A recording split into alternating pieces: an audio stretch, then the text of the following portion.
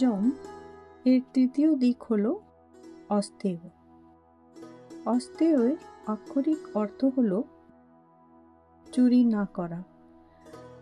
আপনার মনে হতে পারে, আমরা ঠিকমতো চুরি করছি না, কেন আমাদের এই মূল্য সম্পর্কে বলা হচ্ছে?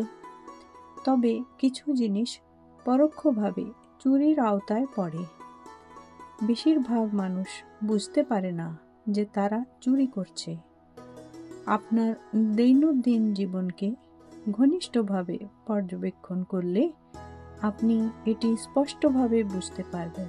কেউ কেউ উচ্চ বেতন পান, কিন্তু তারা অফিসে পর্যাপ্ত কাজ করেন না। কেউ কেউ কর্মীদের কাছ থেকে আরও বেশি কাজ করান, কিন্তু তাদের যথাযথ বেতন দেন না। এটিও চুরির এক রূপ। একবার শ্রী রামকৃষ্ণ পরমহংসদেব একটি ক্লিনিকে গেলেন। ক্লিনিকে ডাক্তার না থাকায় তিনি কম্পাউন্ডারের কাছ থেকে ওষুধ নিয়ে ফিরে আসার সময় তার দৃষ্টি ঝাপসা হতে লাগলো। এটি তার সাথে আগে কখনো ঘটেনি। একবার ভেবে আমার সাথে কেন এমন হচ্ছে, তারপর তিনি কিছু বুঝতে পারলেন। এই ওষুধটা ডাক্তারের অনুমতি ছাড়া আমি কম্পাউন্ডারের কাছ থেকে কিভাবে আনতে পারি? তারপর তিনি ক্লিনিকে ফিরে গিয়ে ওষুধটা সেখানেই রেখে আসলেন। যে মুহূর্তে সেই ওষুধটা ফেরত দিলেন, ঝাপসা ভাবটা চলে গেল এবং তার দৃষ্টি স্পষ্ট হয়ে উঠল। কিছু সূক্ষ্ম ধর্ম এইভাবে কাজ করে। কিছু পরিস্থিতিতে একটি ছোট ভুল অবচেতন মনে গভীরভাবে কাজ করে। আমরা হয়তো ভাবতে পারি যে এটি একটি ছোট ব্যাপার, তবে কখনো কখনো এই ছোট ব্যাপারগুলো খারাপ কর্মের মূল তৈরি করে। অপব্যবহারও চুরির মধ্যে পড়ে। কিছু লোকের খুব কম কাজ থাকে অথবা একেবারেই কাজ থাকে না, তবুও তারা অন্যদের অনেক সময় নষ্ট করে।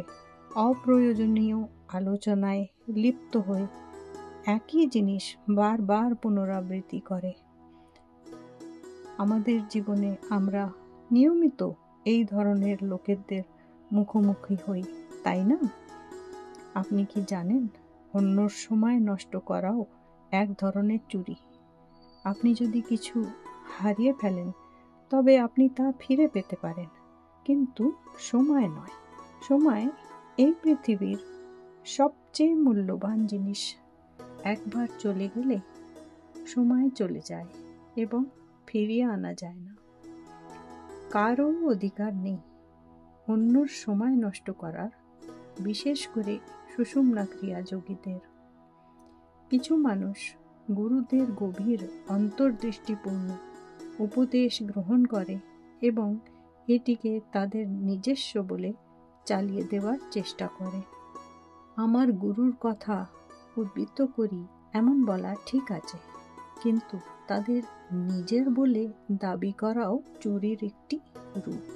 সচেতন থাকুন। মঙ্গলম, নিত্য শুভ মঙ্গলম।